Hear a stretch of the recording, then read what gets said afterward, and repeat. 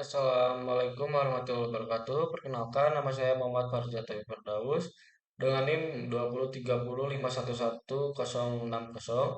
Di sini saya akan mempresentasikan eh, tugas akhir metode penelitian dengan judul prediksi persediaan obat menggunakan metode single exponential smoothing. Latar belakangnya yaitu apotek merupakan sarana pelayanan kefarmasian tempat untuk dilakukan praktik kefarmasian oleh apoteker untuk yang menjamin mutu pelayanan kefarmasian di apotek. Sistem yang tidak terkomputerisasi atau tidak memadai dapat menyulitkan dalam mengidentifikasi, melacak, dan mengelola persediaan obat dengan efisien. Hal ini dapat mengarah pada ketidakakuratan stok, kesulitan dalam memperkirakan kebutuhan persediaan, dan kesalahan dalam penentuan prioritas pemesanan obat. Selanjutnya, identifikasi masalah. Yang pertama, dalam pencatatan persediaan, kurangnya sistem manajemen persediaan yang efektif sehingga dapat menyulitkan dalam mengidentifikasi data dan mengelola persediaan obat dengan efisien. Yang kedua, tidak adanya prediksi untuk menentukan persediaan obat untuk periode berikutnya. Nah, terdapat rumusan masalah. Bagaimana efektivitas manajemen persediaan obat di apotek dan faktor-faktor apa saja yang mempengaruhi pengadaan, penyimpanan, dan pengelolaan persediaan obat di apotek. Tujuan penelitian ini yang pertama membuat pencatatan dan prediksi persediaan bahan baku sehingga dapat meminimalisir kekurangan, kehabisan, dan kerugian stok obat.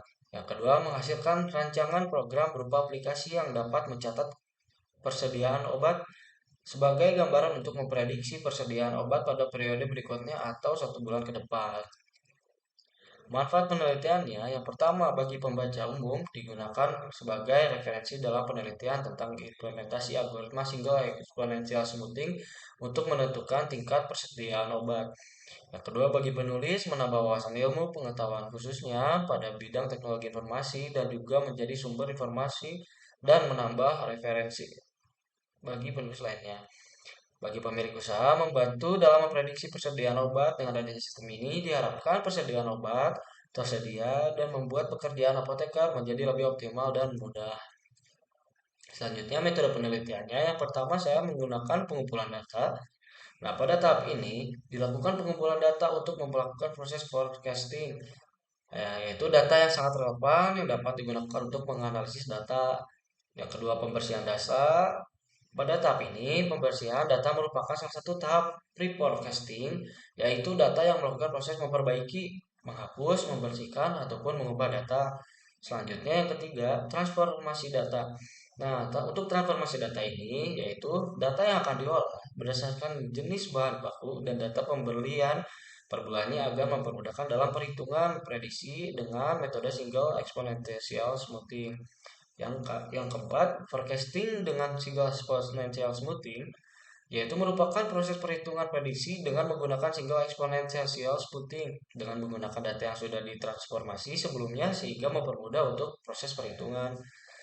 Kelima, evaluasi data. Pada tahap ini dilakukan perhitungan ketetapan peramalan dengan menghitung MAD, MSI, dan MAP untuk mengukur ketepatan sebuah forecasting. Nah, yang keenam yaitu yang terakhir implementasi program.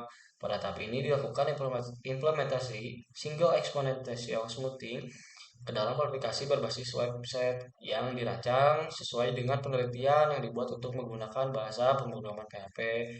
Nah, hasil program ini berupa hasil produksi atau prediksi bahan baku atau obat untuk periode kedepannya. Nah, untuk cara pengumpulan data, di sini saya pertama menggunakan observasi lapangan. Observasi lapangan ini yaitu meneliti data langsung ke lapangan untuk melihat proses yang ada di apotek untuk meneliti permasalahan yang terjadi. Yang kedua, melakukan teknik wawancara, yaitu melakukan wawancara untuk mengetahui masalah yang terjadi dan wawancara ini mencakup beberapa pertanyaan tentang kegiatan yang terjadi ketika ada pemesanan obat dari konsumen. Studi pustaka yaitu Tahap dilakukan membaca penelitian terdahulu dan melakukan kumpulan data melalui studi pustaka ini untuk mendapatkan informasi yang sangat akurat untuk mendukung pada penelitian. Nah, objek penelitian ini saya meneliti apotek yang merupakan sarana pelayanan kefarmasian, yaitu tempat dilakukannya praktek kefarmasian oleh apoteker untuk menjamin mutu pelayanan kefarmasian di apotek. Eh, Mungkin cukup sekian yang bisa saya sampaikan. Assalamualaikum warahmatullahi wabarakatuh. Terima kasih.